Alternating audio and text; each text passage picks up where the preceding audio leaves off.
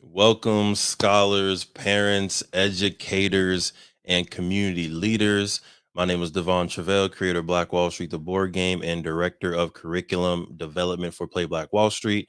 And welcome to our live discussion on the one importance of financial literacy, but also we had our research team review the habits of the Black community, Latinx community, and the overall American culture. And we're trying to see where is the wealth gap coming from and how do we close that wealth gap through our habits and through our education.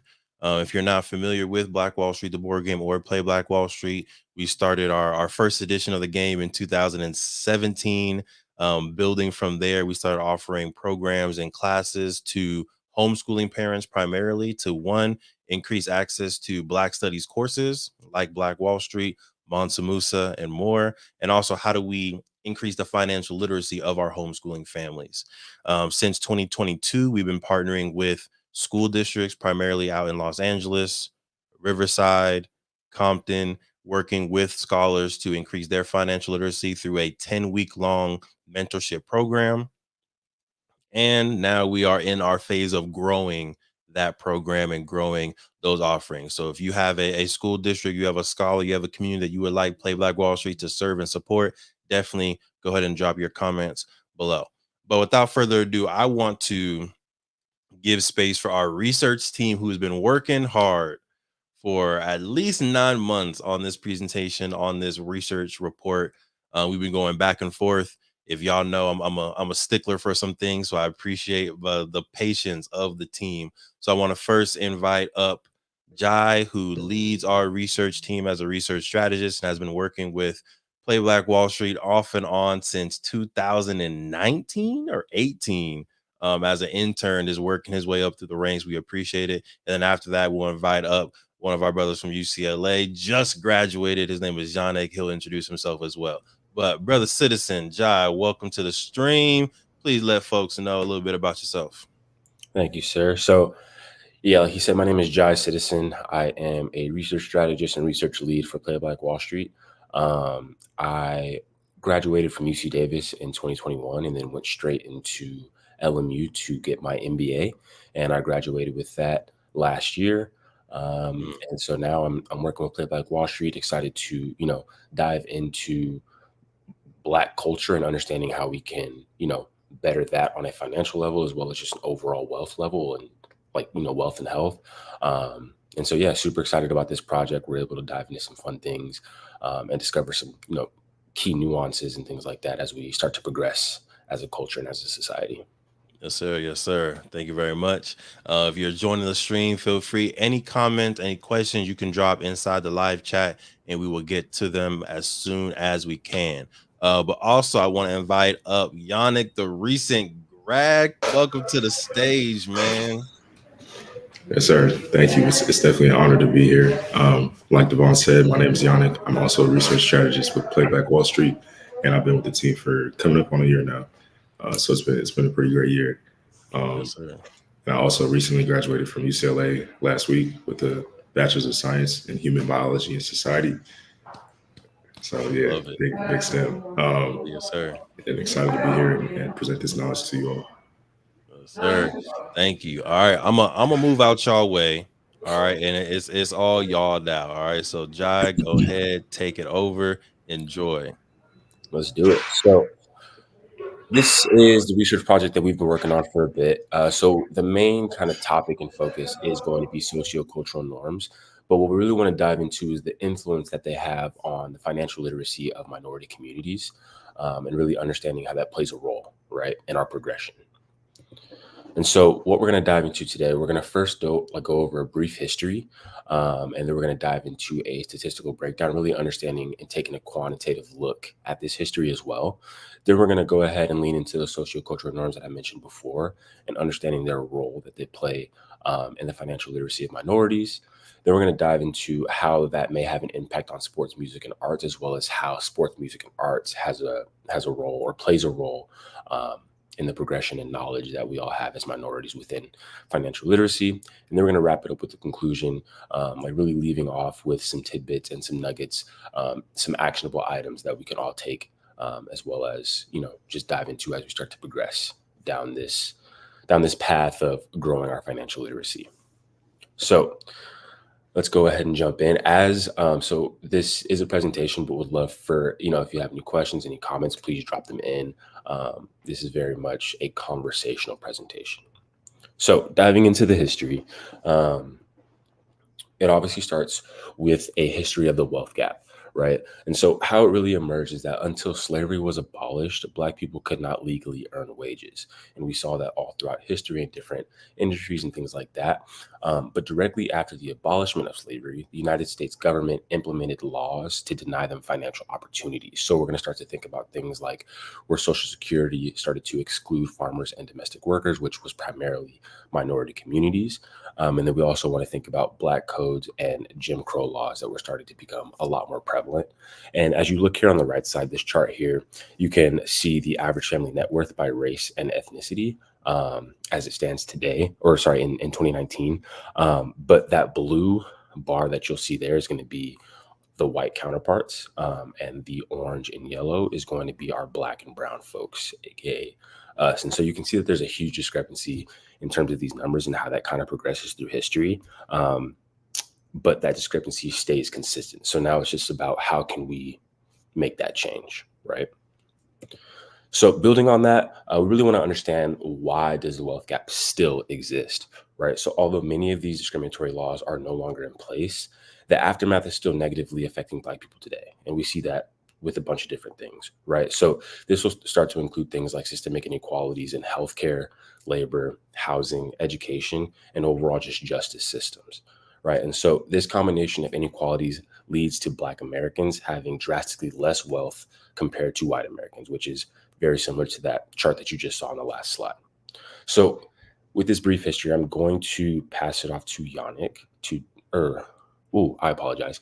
We do have one more slide here, but we also want to focus on both Black and brown communities. So we do have our financial disparities within the Latinx community. And so the Black community is not the only marginalized group in America suffering from the wealth gap.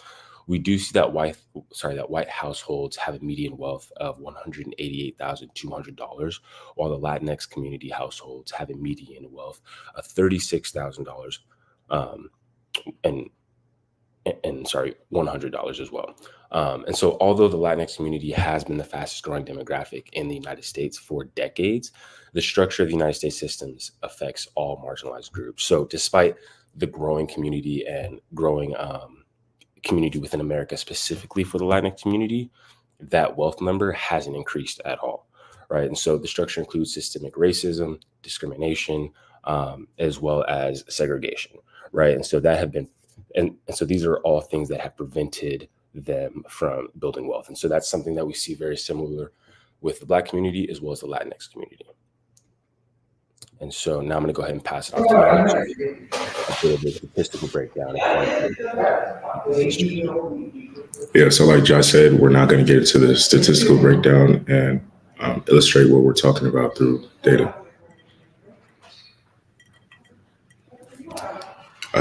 Yeah. Next slide, please. Yeah, there we go. So like Jai kind of alluded to 2 slides ago, the median net worth for different demographics in this country is pretty vast. And so what we have here, $44,900 and $61,600, excuse me, between $44,900 and $61,600 was the median net worth of the typical Black and Hispanic household as of 2022. And this data is coming from CNN. So like Jai had pointed out, I believe Latinx communities was roughly somewhere around 36,000. Meanwhile, white households are, my math may be kind of off, but triple to 4 times as much, and just from the median household income. So this discrepancy is very large and very apparent, and bleeds into all the things that we're talking about today.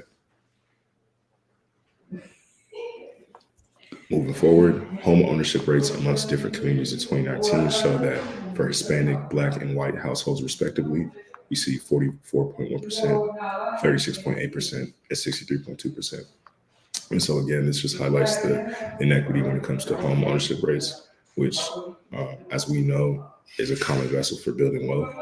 When you own a home and are able to pass that down from to your kids, your grandkids, and so on and so forth, they are able to not only accumulate wealth but also um, minimize their expenses in their lifetime just from not having to pay for the home itself, which is a common expense for most families, I would say.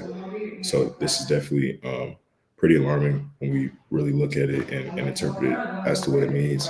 Specifically, looking at black and white households, it's nearly double the home ownership rate. So this just goes to show that the inequity is pretty staggering.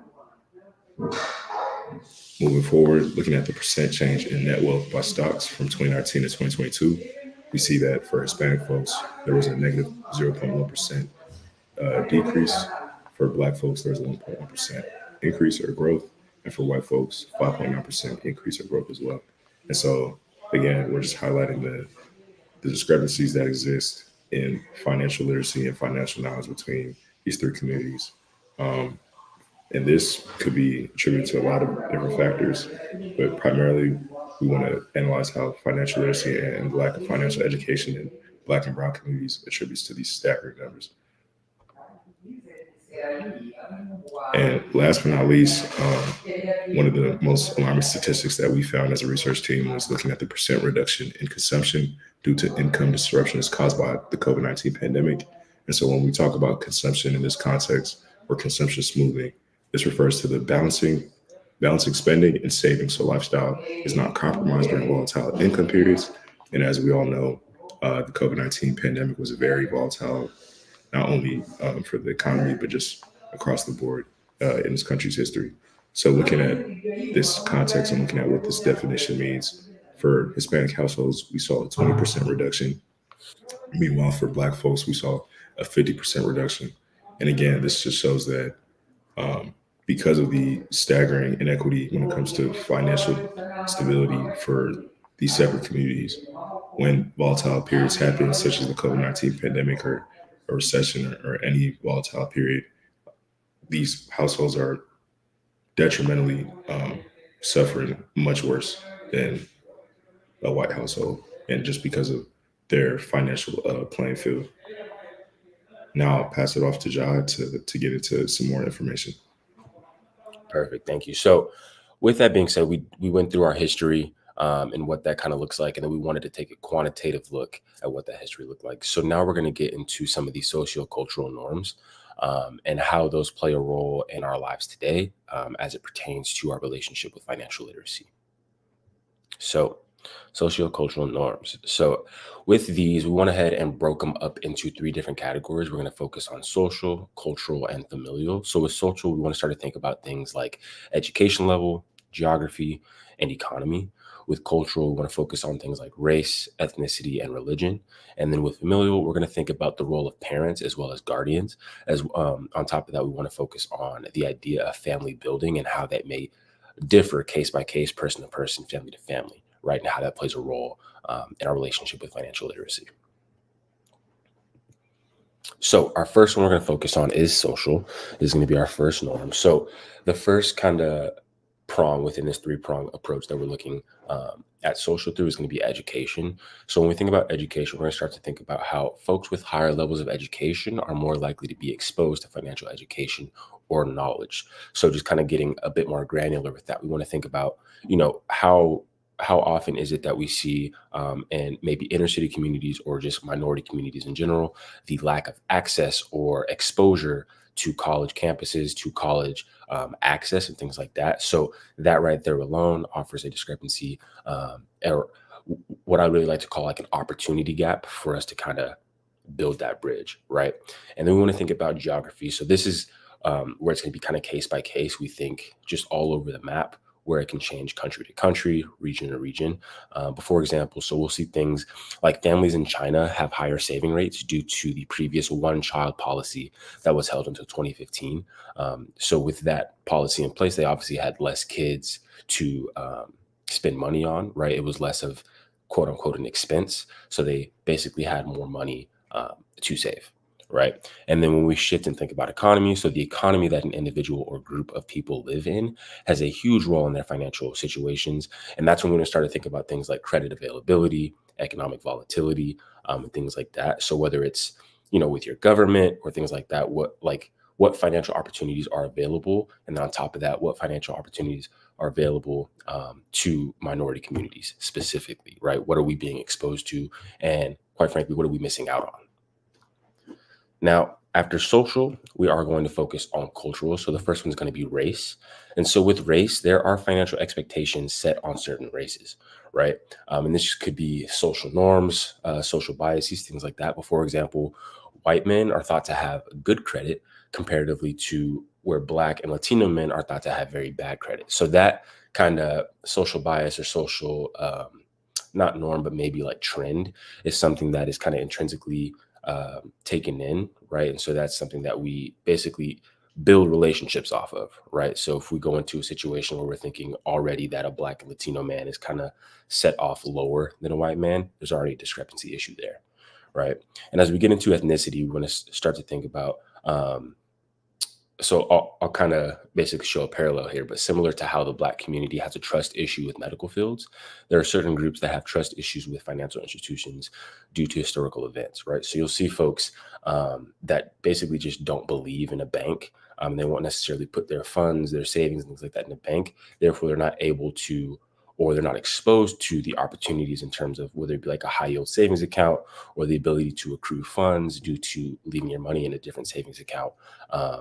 But that kind of predetermined lack of trust that a certain community has sets them off negatively compared to a white community or things like that, right? And I want to get into religion because this is another one that's pretty heavy within the cultural norm, right? So religious households may save more than non-religious households to follow their religious teachings or save to pay religious dues. So we want to think about things like tithes and offerings or in different religions like that. And so, household by household, this may change, but obviously heavily in the Black and Brown communities, we are typically heavily, whether it be Christian, Catholic, so on, forth like that.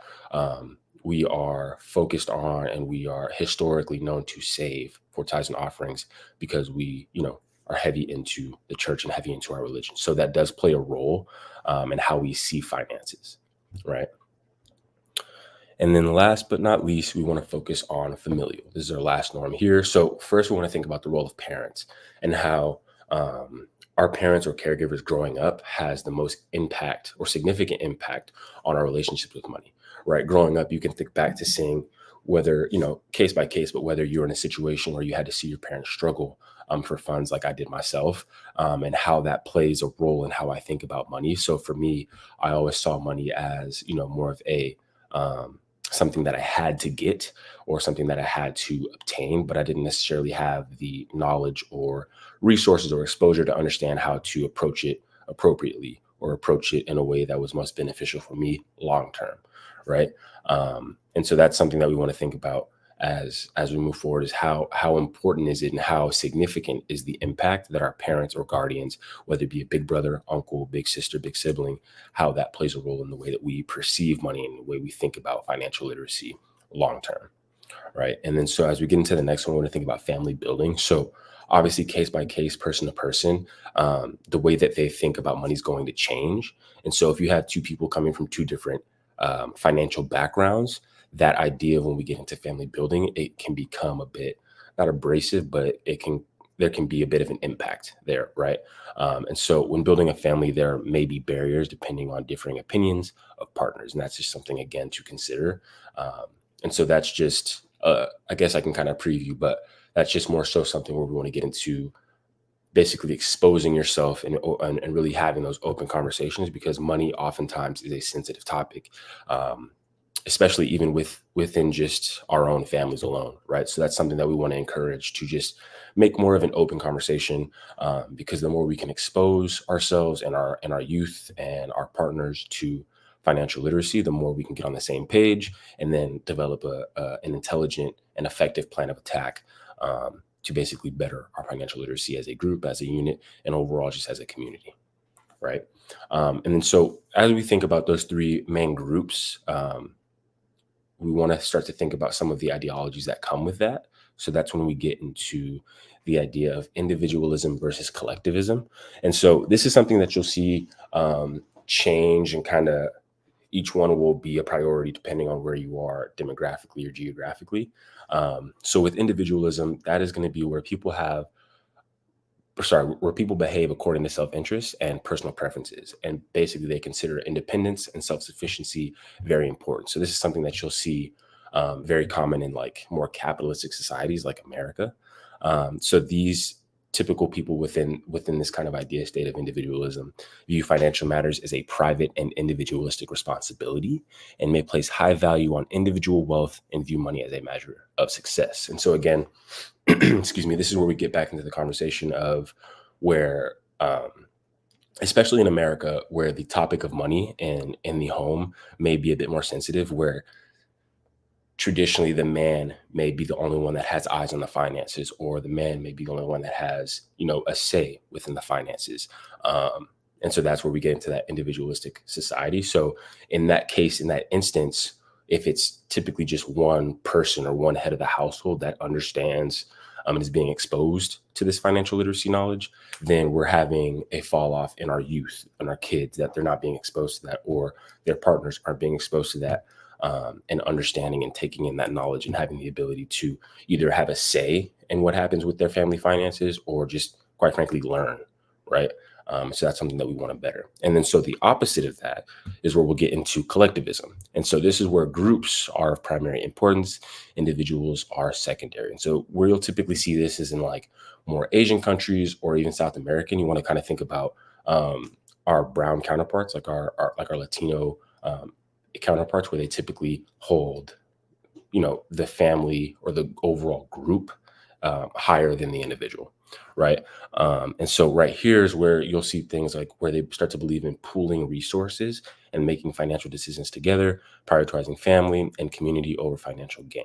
So again, some examples of that is very much like our Latino community, and how they work together to basically move forward their entire family rather than just a certain individual. And so that's just something that, just comparing the two, individualism versus collectivism there. So with that, I will go ahead and we are going to pass it back to Yannick. He's going to speak about the sports, music, and arts and how that kind of relates to financial literacy. Yeah, well said, Josh. So now we're going to get into sports, music, and arts and how that ties into everything we're talking about today. So when we look at athletes and finances, college football, right, very popular in America. Studies show that accounting for scholarships, evidence shows that Black Power 5 football and basketball players lost out on a minimum of 17.3 billion. Say that one more time. 17.3 billion in earnings between 2005 and 2019, so a 14-year period. Additionally, not accounting for scholarships, those players lost $21.5 billion. And so when we talk about $1 billion, I mean, conceptually, it is very hard to imagine what that really looks like, or if you're imagining having literal cash in front of you, what $1 billion might take up this entire office space that I'm in right now. So it's a lot of money, to say the least, and it's very unfortunate that these athletes didn't have the financial toolkit, so to speak, to hold on to these funds, or to take those funds with them, whether it be into the professional athletic realm or just whatever endeavors they had post college athletics. Additionally, moving on to the right side of the slide, pro athletes go broke. This is not really a surprise. I think a lot of people know that. Oftentimes, we hear stories of, our favorite NFL player, our favorite basketball player being broke, maybe anywhere from 2 to 5 years after leaving the league. And so the numbers, kind of support this stereotype. 2009 Sports Illustrated report estimated that 78%, of National Football League players filed for bankruptcy or experiencing financial stress only 2 years after retiring. On top of this, 60% of National Basketball Association players suffer the same fate, after 5 years of retirement. And so the factors that we've highlighted that, play a part in the discrepancies when it comes to athletes and their money a small earning window.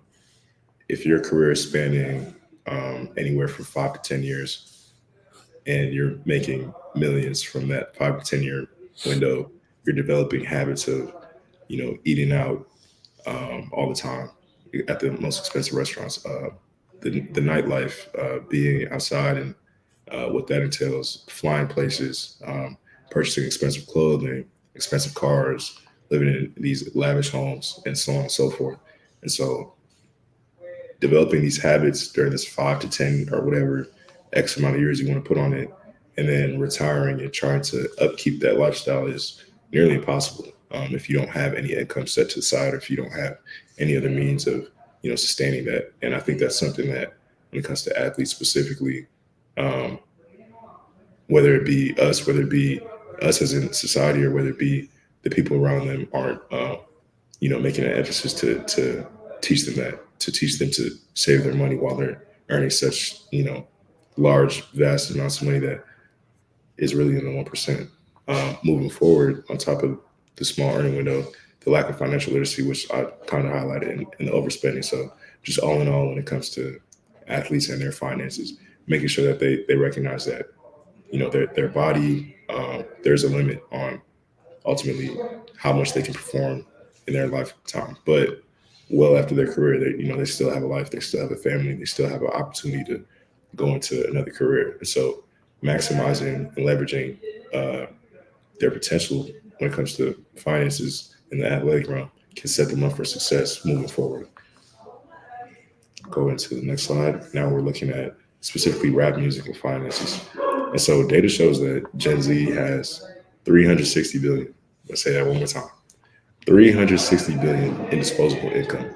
But it matters most how this money is spent. And so, according to a study, 40% of Gen Z consider hip hop as their favorite genre of music. And hip hop artists consider certain luxury brands as a part of their identity. Um, the one that immediately comes to mind is Gucci Mane.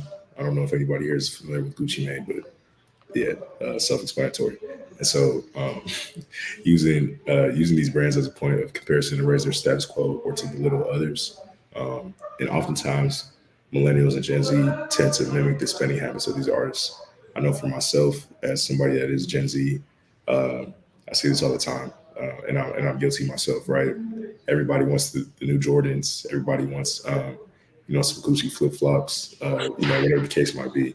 But it's important to remember that, again, when it comes to these habits that are being built, how is this sustainable? How am I, as somebody that is in Gen Z, gonna you know make a point to, if this is something I want to purchase, or if this is something that I want to be able to purchase for, you know, the rest of my lifetime, or have that opportunity, that ability. How am I going to be able to sustain this, or what steps am I taking to make sure that this is not really an expense, but it's more so just, or it's not a detrimental expense rather. And so, it's important not only when we talk about financial literacy, but also the culture, right? And the culture that we contribute to, and the culture that we're um, building and digesting. What good things are we looking at that aids in financial literacy, and what are the things that we can improve on and try to change within the next generation? Um, and I think that these numbers definitely highlight that the financial power lies within us being the younger demographic, millennials and Generation Z. It's just a matter of discerning how we use that money. And so, to sort of wrap up this entire presentation, and to leave you all with something that you can take with you. Um, yeah. So, systemic inequalities have obstructed the path to wealth equity for people of color for a long time. Alarming discrepancies between Black and Latino populations and other demographics, such as healthcare, housing, um, to name a lot of things, as well as home ownership rates, a common vessel to building wealth, illustrate the inequity that myself and John have been speaking on and shedding light this entire presentation. And so, to sort of leave you all with something actionable, and something that some actionable nuggets. I think, one, it's important to understand your history, take the time to understand and reflect on not only history, but use it to formulate your next steps in building wealth. Secondly, take control of your education. It won't just be traditional forms of education like going to college or being in the classroom. You must go beyond that, indulgent in unconventional ways of obtaining knowledge. So simply being in this YouTube live right now and learning from this presentation is something that, you can do to take control of your education. And also learning more about Play Black Wall Street and a lot of the great work that we've been doing is something that you can do as well. And put learning into action. Last but not least, putting learning into action. Education and learning won't suffice. It's time to take action and locate more resources and create a plan to see it through. And so, I think myself and Jai can definitely say that, being a part of this team, we see all of these three actual things happening on a consistent basis. And we are, not only do we aspire to contribute to these things, but we've been doing it for a long time as a company. So it's definitely been a blessing to be a part of this great team. And yeah. So with that being said, that will wrap us up. We do appreciate everybody's time. Again, if there's any comments, we don't have the answers to everything, but we would love to answer any question that you do have. If anybody has any extra knowledge that we may have missed, would love to get that as well. Again, this is very much a community effort. This is just something that we wanted to dive into, again, really to uncover certain nuances and things that are really ingrained in our history and our everyday habits that typically hinder us from moving forward and progressing forward financially and progressing within our own financial literacy. And so those are just some things that we wanted to uncover. But again, if anybody else has any extra tips, extra insight, extra knowledge, we'd love for you to share that with us, share that with anybody else in the room, in the stream. But again, thank you for your time. Thank you for joining. And yeah, we appreciate it. Well done, Kings. Well done. As y'all know, Play Black Wall Street, we have a long-term vision and plan on trying to rebuild Black Wall Street, right? And we want to rebuild it, not necessarily, brick by brick in Greenwood, in Tulsa, Oklahoma, but how do we look at what the future of Black Wall Streets can look like, and how do we close this wealth gap? Something that really inspired us early on in our journey in building Play Black Wall Street was there is a stat that came out on Jai and Yannick. I don't know if y'all heard this stat, but it was saying that by 2053, the median Black family net worth was going to go to zero. Right. And y'all show that right now it's at about $44,000, and it's supposed to decrease over the next 30 years. And I think that's largely due to generative AI and AI overall being able to take a lot of working class jobs. I think that has to do a lot with, in California and other major metropolis cities, real estate is getting very difficult to own. So now it's hard for us to put our money and net worth into real estate. So we're just renting, and that just decreases our net worth over time, and some other factors like that. So what we're trying to do within Play Black Wall Street is definitely increase financial literacy, right? So we're teaching elementary school students, middle school students, high school students at an early age the importance of investing, the importance of real estate, and how to start a business to generate their own wealth. And we're hoping that as we teach, as y'all connect with us and y'all help us teach, we'll be able to shift what that future projection can look like for the Black community and Black wealth. So we appreciate y'all for taking time to meet with us here. If you have another research topic or a question that we can turn into a research topic, please go ahead and drop that inside the comments. These two will be leading our research efforts largely within Play Black Wall Street. So definitely, Jai, Yannick, appreciate all the work and effort that y'all been doing, and looking forward to the continual reports. Y'all know I'm a nerd, so the continual reports coming up through it. But with that being said, Play Black Wall Street, we love you. We appreciate you. Happy Juneteenth to everybody. Let's get that freedom. Let's build that wealth. Sometimes you got to pop out. We have Black Studies courses available today for just $1. Your kids can't learn everything they need to on YouTube, Instagram, and Facebook alone. So we created the most powerful online Black Studies course and platform we could. You can start today for just $1. Learn about Mansa Musa, learn about Tulsa's Black Wall Street, learn about Queen Calafia, Queen Saraonya, and all the other melanated genius and brilliance that this world has to offer today for just $1. Go ahead and click the link below, and we'll see your scholars in class.